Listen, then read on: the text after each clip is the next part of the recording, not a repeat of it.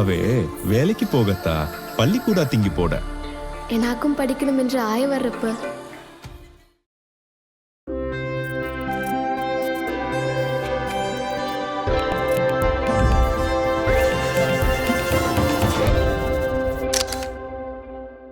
வணக்கம், நான் உங்கள் ராகவகுமார். இது தீபிகா அதிர்வுகள். மீண்டும் ஒரு விமர்சனத்தில் உங்களை சந்திப்பதில் மகிழ்ச்சி.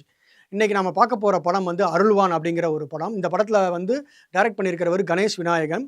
இந்த படத்தில் வந்து நம்ம அருள்நிதி, ரம்யா பாண்டியன், ஆரவ் இவங்கெல்லாம் நடிச்சிருக்காங்க. இந்த படத்தினுடைய கதை என்ன அப்படின்னு பார்ப்போம். கதை என்னன்னு பார்க்குறதுக்கு முன்னாடி இந்த படத்தை பற்றி எப்படி ப்ரமோஷன் பண்ணாங்க அப்படின்னு பார்த்தீங்கன்னா, இந்த படம் ஒரு கல்விக்கான படம். குறிப்பாக வந்து மலைவாழ் மக்களுக்கான கல்வியை வந்து கொண்டு போகிறத பற்றி பேசக்கூடிய படம்னு வந்து டைரக்டர் எல்லா இடத்துலையும் சொன்னார். இந்த படம் இந்த நோக்கத்தை நிறைவேற்றி இருக்கா அப்படிங்கிறதா நம்ம இங்கே பார்க்க போகிறோம். நம் சேரி நாட்டுல பெண்ணாலும் அவ்வனதேவதை எப்படா படிப்பை கொண்டு வரிவாடதோ என்று பார்த்திருப்பட நீயும் மான்றுதான் பார்த்திரு. ஒரு மலை கிராமம், அது ஒரு அழகான மலை கிராமம் வச்சுங்களேன். அந்த மலை கிராமத்தில் வந்து ஒரு குடும்பம் வசிக்குது. யார் அப்படின்னா நம்ம ஆரவ், ரம்யா பாண்டியன், இவளோட ஒரு பொண்ணு வந்து சின்ன பொண்ணு வந்து கிருத்திகா. இவங்க வந்து இங்கே வசிக்கிறாங்க. கிருத்திகாவுக்கு ஒரு எண்ணம் இருக்குது, தான் படிக்கணும் அப்படிங்கிறத பார்க்குறாங்க. ஏன்னா கீழே ஒரு ஸ்கூல் இருக்குது. ஸ்கூல் வந்து அவங்க அடிக்கடி அந்த ஸ்கூலுக்கு போகிறாங்க. அப்படினால மலை கிராமத்துக்கு ஒரு ஸ்கூல் வேணும் அப்படிங்கிற மாதிரி இவங்க எக்ஸ்பெக்ட் பண்ணுறாங்க. இவங்களுக்கு ஆனால் இவங்களுடைய ஆசை நிறைவேறலை, இவங்களால் படிக்க முடியல. இந்த சுச்சுவேஷனில் இந்த ஊருக்கு வந்து ஒரு இந்த ஃபாரஸ்ட் ஆஃபீஸர் வர்றாரு. அவர் ஃபாரஸ்ட் ஆஃபீஸர் தவறானவராக இருக்கார். சில பேரோட சேர்ந்து அவர் என்ன பண்ணுறாரு, அந்த ஊர் மக்களை வந்து காலி பண்ண வைக்கணும் அப்படிங்கிறதுக்கான ஒரு முயற்சியை பண்ணிக்கிட்டு இருக்காரு. சில பெண்கள்கிட்ட அவர் தவறாகவும் நடந்துக்கிறார். அதுக்கப்புறம் வந்து இந்த பொண்ணு ஒரு நாள் திடீர்னு காணாமல் போகிறா. காணாமல் போயிட்டு ஒரு விபத்தில் சிக்கிடுறா. சிக்கி மீண்டு எழுந்து வரும்போது கலெக்டரை பார்க்கக்கூடிய ஒரு சந்தர்ப்பம் கிடைக்குது. அந்த கலெக்டர்கிட்ட என்ன சொல்கிறா அப்படின்னு பார்த்தீங்கன்னா, அந்த கிருத்தியான்ற பொண்ணு, நமக்கு வந்து இந்த கிராமத்தில் வந்து எங்கள் மலை கிராமத்தில் கல்வி கொண்டு வரணும், பள்ளிக்கூடம் இல்லைன்றாரு. அதுக்கான முயற்சியை வந்து கலெக்டர் எடுக்கிறாரு. அந்த நடைமுறை சிக்கல்களை சொல்கிறது தான் இந்த படம். இந்த படம் வந்து ஒன்லைன் நல்ல கதையும் கூட. ஏன்னா மலை கிராமத்துக்கு கல்வி வேணும் அப்படிங்கிற ஒரு விழிப்புணர்வு வந்து கொண்டு வரணும்னு நினச்சது ரைட்டு.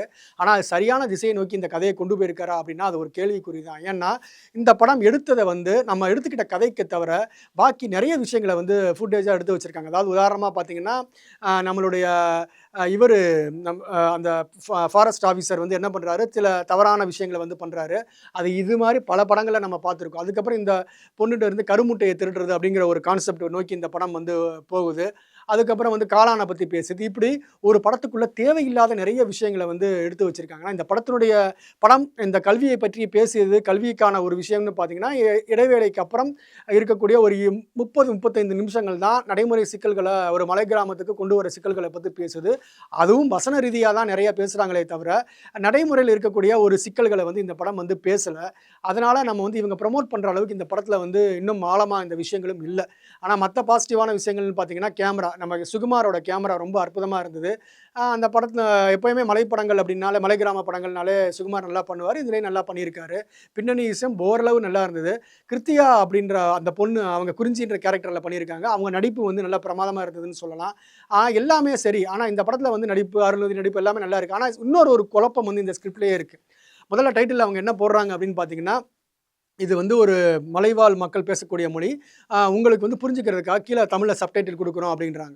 உடனே நமக்கு வந்து அந்த மைண்டு வந்து செட் ஆகிடுது. இனிமேல் வந்து இவங்க வந்து மலை மொழியில் பேச போகிறாங்க, மலைவாழ் மக்கள் மொழியில் பேச போகிறாங்க, நம்ம வந்து இதை கேட்கணும் அப்படின்னு பார்த்தா, இந்த பொண்ணு வந்து டீச்சர்கிட்டையும் கலெக்டர்கிட்டையும் மலைவாழ் மொழியில் பேசுது. தன்னுடைய அப்பா அம்மா கிட்ட வந்து மலைவாழ் மொழியில் பேசலை. திடீர்னு பார்த்தா இது ஒரு குழப்பம். ஆங்காங்கே தமிழில் பேசிக்கிறாங்க. இது என்ன ஒரு விதமான குழப்பமாக இருக்கும். ஒன்று அவங்க தமிழ்லேயே முதல்ல இருந்து பேசியிருந்திருக்கலாம். தமிழ்லேயே பேசியிருந்தாலும் இந்த ஒரு பெரிய இந்த எடுத்துக்கிட்ட பிரச்சனைக்கு அந்த மொழிக்கும் பெரிய தொடர்பே இல்லை. இல்லை அப்படின்னா இவங்க வந்து மலைவாழ் மொழியிலேயே பேசிட்டு கீழே வந்து டைட்டில் கொடுக்கலாம். ஸோ இது மொழி ஒரு பிரச்சனையாக ஒரு இடத்துல காட்டுறாங்க. ஆனால் அந்த மொழி தமிழ் மொழியிலேயே அவங்க இன்னொரு இடத்துல பேசுகிறாங்க. இது என்ன ஒரு விதமான ஒரு எதுக்காக இப்படி ஒரு கன்ஃபியூஷன் அப்படின்றதே நமக்கு தெரியல. ஏன்னா இந்த மாதிரி ஸ்கிரிப்டில் சின்ன சின்ன தவறுகளில் மிகப்பெரிய ஓட்டைகளே வச்சுட்டு தான் இந்த திரைக்கதையில் வந்து இவர் பயணம் செஞ்சுருக்காரு. அதான் ஏற்கனவே சொன்ன மாதிரி இந்த படத்தினுடைய பிரச்சனை பேசப்படுவது அரை மணி நேரம் மட்டுமே. அரை மணி நேரத்துலேருந்து 40 நிமிஷம் மட்டுமே. ஆனால் இந்த 40 நிமிஷமும் பெரும்பாலும் வசனங்களாலே கடந்து செல்கிறாங்க. நிறைய அது காட்சி ரீதியாக ஒரு கலெக்டர் வந்து ஒரு உத்தரவு போட்டவொடனே மலை கிராமத்தில் கொண்டு வந்துடலாம். ஆனால் அங்கே என்ன ஒரு சிக்கல்கள் அவர் ஃபேஸ் பண்ணுறாரு ஒரு கலெக்டர், அவர் மேலதிகாரிட்ட எப்படி பேசுகிறாரு, அங்கே என்ன நடைமுறை இருக்குது அப்படிங்கிற விஷயங்கள்லாம் நமக்கு எங்கேயுமே காட்டவே இல்லை. அதையெல்லாம் காட்டியிருந்தால் இந்த படம் வந்து இன்னும் ஒரு நல்ல படமாக வந்திருக்கும். எடுத்துக்கிட்ட கதை ஓகே, ஆனால் திரைக்கதையிலையும் சொன்ன விதத்திலையும் வந்து அவ்வளவு வந்து இன்னும் சிறப்பாக இந்த படம் வந்திருக்க வேண்டியது. ஆனால் வரலை. ஏற்கனவே இந்த டைரக்டர் தேன்னு ஒரு படம் சில ஆண்டுகளுக்கு முன்னாடி எடுத்தார். அதில் கூட ஒரு யதார்த்தம் இருந்தது. ஏன்னா அந்த இது கொஞ்சம் வந்து உண்மைக்கு நெருக்கமாக இருந்தது. இவர் ஏன் இப்படி ஒரு இதில் வந்து கதையில் வந்து ட்ராவல் பண்ணார் அப்படிங்கிறது நமக்கு வந்து தெரியல. இவர் கமர்ஷியல் ரூட் எடுக்கிறேன்ட்டு வேற வேற சில விஷயங்கள்லாம் அவர் பண்ணியிருக்காரா என்னன்றது தெரியல. ஏன்னா கமர்ஷியல் ரூட் சரியான ரூட்டாக இவருக்கு இல்லை இந்த படத்தில். நன்றி, வணக்கம். மீண்டும் அடுத்த ஒரு விமர்சனத்தில் உங்களை சந்திக்கிறேன். உங்களிடமிருந்து விடைபெறுவது ராகவ் குமார், தீபிகா அதிர்வுகளுக்காக.